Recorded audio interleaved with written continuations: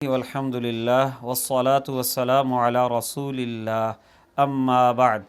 معزز سامعین، قربانی کے جانوروں کے کچھ عیوب ایسے ہیں کہ جن کی وجہ سے جانوروں کی قربانی نہیں کی جا سکتی۔ ایسا جانور جس میں وہ عیب پائے جائیں اس کی قربانی جائز نہیں ہے۔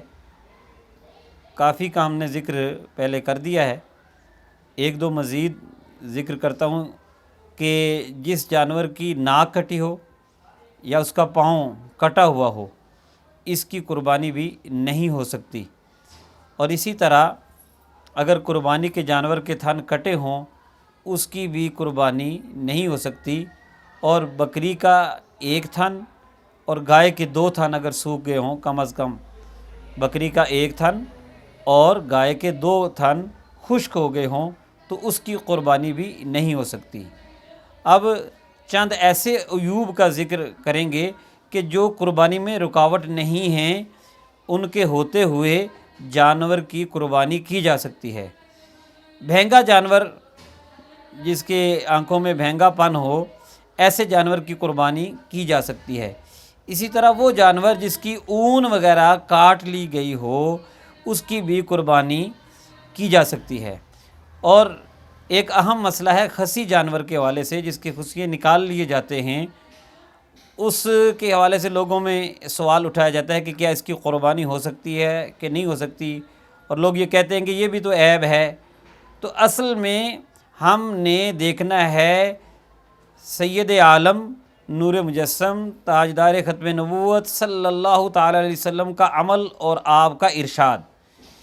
جن جن نقائص کا ذکر نبی پاک نے فرما دیا ان جانوروں کی قربانی ہم نہیں کریں گے، اور جن کا نبی پاک صلی اللہ علیہ وسلم نے منع نہیں فرمایا بلکہ خود اس قسم کے جانور کی قربانی کی ہے تو اس کی قربانی ہم کریں گے۔ ہم اپنی طرف سے نہیں کہہ سکتے کہ بھئی یہ عیب نقص کرتا ہے یا نہیں کرتا۔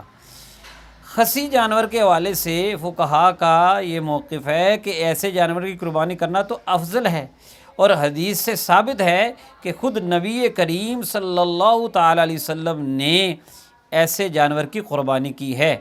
عن جابر قال ذبح النبی صلی اللہ تعالی علیہ وسلم یوم الذبح کبشین اقرنین املحین موجوعین۔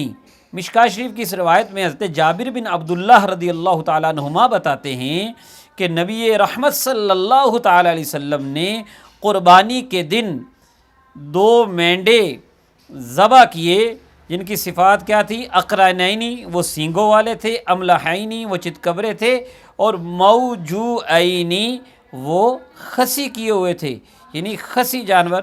نبی پاک صلی اللہ علیہ وسلم نے خود اس کی جب قربانی کی ہے تو اب سوال کرنے کی ضرورت ہی نہیں رہتی۔ اس کے بعد ایک اور ضروری مسئلہ کہ قربانی کا جانور آپ لے آئے ہیں، لانے کے وقت بھی اس میں کوئی عیب نہیں تھا، اس کو آپ گھر لے آئے، بعد میں کسی وجہ سے اس میں عیب پیدا ہوا، ابھی ہم نے ذبح اس کو نہیں کیا، قربانی کیا، قربانی سے پہلے ہی اس میں کوئی عیب پیدا ہو گیا، تو اب کیا حکم ہے؟ تو اس کے لیے حکم یہ ہے کہ دیکھا جائے گا جس بندے کی طرف سے یہ قربانی کی جا رہی ہے وہ بندہ اب صاحب نصاب ہے یا نہیں۔ اگر تو وہ صاحب نصاب ہے، صاحب حیثیت ہے، تو اس کے لیے حکم ہے کہ وہ نیا جانور لائے اور قربانی کرے، یا جانوروں میں حصہ اپنا ڈال کے بڑے جانوروں میں وہ قربانی کا جو واجب ہے وہ ادا کرے۔ اور اگر وہ غریب ہے تو اور جانور نہیں لا سکتا تو اب اس پر نیا جانور لانا ضروری نہیں ہے۔ اسی طرح ایک اور مسئلہ ہے کہ قربانی کا جانور ذبح کیا جا رہا تھا، جب جانور ذبح کیا جا رہا تھا اس ذبح کے دوران جانور کے اچھلنے کودنے کی وجہ سے اس میں کوئی عیب پیدا ہو گیا، تو اب سوال یہ ہے کہ کیا اس کی قربانی اب جائز ہے؟